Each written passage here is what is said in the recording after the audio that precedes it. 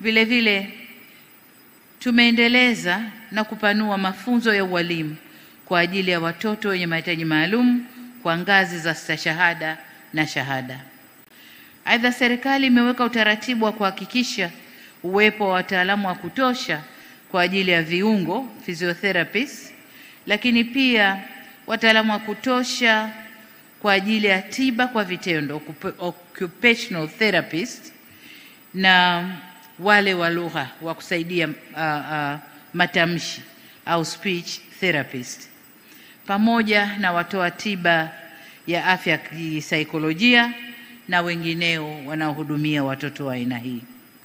Tunafanya hivi kwa sababu watoto wenye mahitaji maalum, hususan wale walioathirika na usonji, hukutana na vikwazo vingi vikiwemo vya mawasiliano, kutoweza kuongea, kutokukubaliwa mashuleni na kwenye jamii, kutengwa na watoto wenzao na kushindwa kuchanganyika, kufichwa majumbani kutokana na imani potofu kwenye jamii juu ya usonji na kadhalika.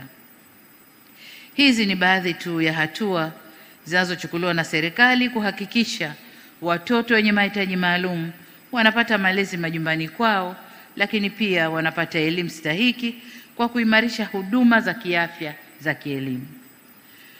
Katika kujenga uelewa kwa jamii yetu na kulinda haki za watu wenye usonji, nchi yetu inaadhimisha siku ya usonji duniani iliyotangazwa na Umoja wa Mataifa kila ifikapo tarehe 2 Aprili ya kila mwaka.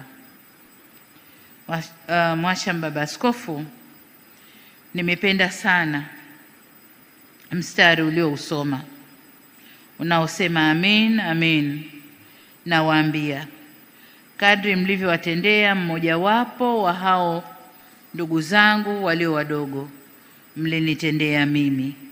Na hili nalo naliona katika kuta kila ninapotupa macho, lakini hata wakuu wa majimbo walipokuja kutoa mchango wao, hii ndiyo quotation ambayo waliisoma, au ndio neno ambalo walilisoma.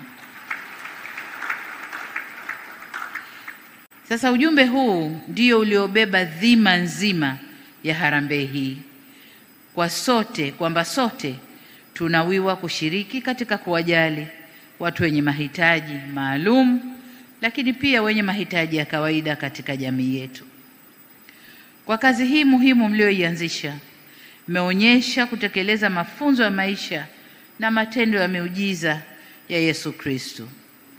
Hamjaishia tu kuwaonesha huruma na kuwahudumia kiimani, bali kama Yesu Kristo alivyowasaidia na kujibu mahitaji ya waliokuwa wagonjwa, na nyinyi pia mmesimama kuwatetea na kuwawezesha wenye mahitaji maalum waishi maisha bora.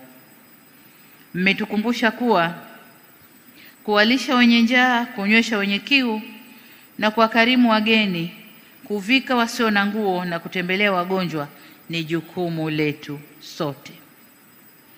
Sasa, mbali ya haya niliyoyataja, lakini nilikuwa namsikiliza katibu mkuu wa dayosisi hii, ametaja mambo kadhaa ambayo kanisa hili linafanya katika sehemu mbalimbali chini kwetu Tanzania.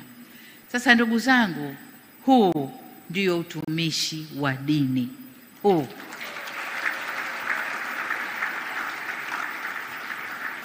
na kazi hii mnayoifanya inapeleka ujumbe kwa wale waliojionyesha kama watumishi wa dini